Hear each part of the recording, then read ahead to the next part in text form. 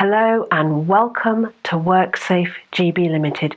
We are a health and safety training organisation and we deliver up-to-date health and safety advice and training on a whole range of health and safety issues.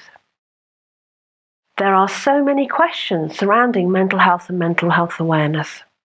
There are economic, legal and moral reasons to take mental health and mental health awareness seriously. The cost of cure or prevention is a fraction of the economic, legal and moral costs. How do you minimise mental health suffering and its costs in the workplace today?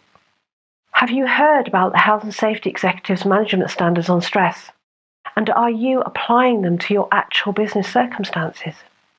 Do you know what happens in a court of law? Who actually has the responsibility today?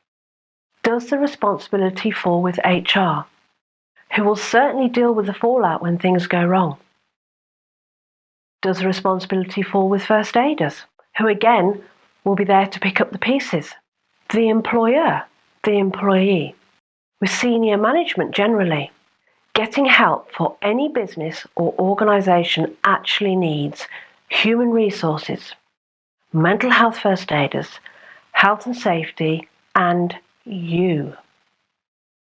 I would like to introduce to you my two colleagues, Tarnya Brink from SageGreen HR, Human Resources, and Becki Coombe from the Learn2 Group, Mental Health First Aid. Together, we are running a unique workshop to help offer a solution to the above questions and offer a unique perspective which combines mental health from a first aid, human resources, and health and safety perspective. Hi, I'm Tarnya from SageGreen HR, and I take the pain out of people problems. As an HR consultant and a mental health first aider, I come across a lot of sickness absence issues.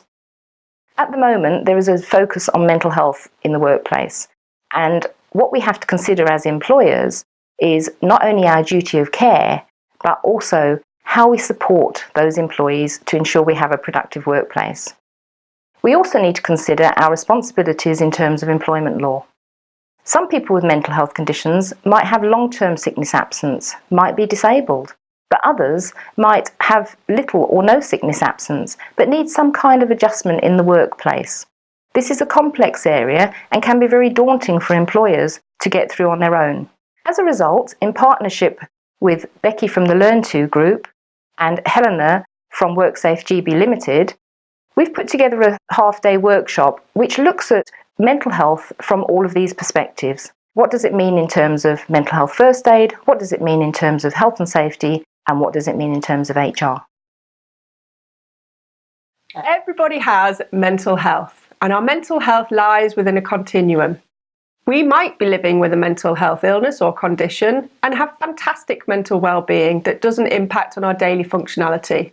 Alternatively, we may not have any mental health illness, but actually be struggling with a few challenges on our day-to-day living. On our course, we look at things affecting our mental health and our productivity within the workplace, such as stigma and how that affects us. Then also, we will answer some questions such as, does somebody with a mental health illness have to tell their employer? Also, is an employer required to actually prevent triggers from occurring? Or what happens if they have time off related to a mental health illness? Will they receive a warning?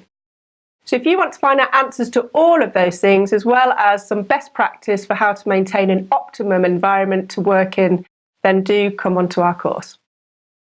So, for any more information regarding this unique workshop, please take a look at our websites.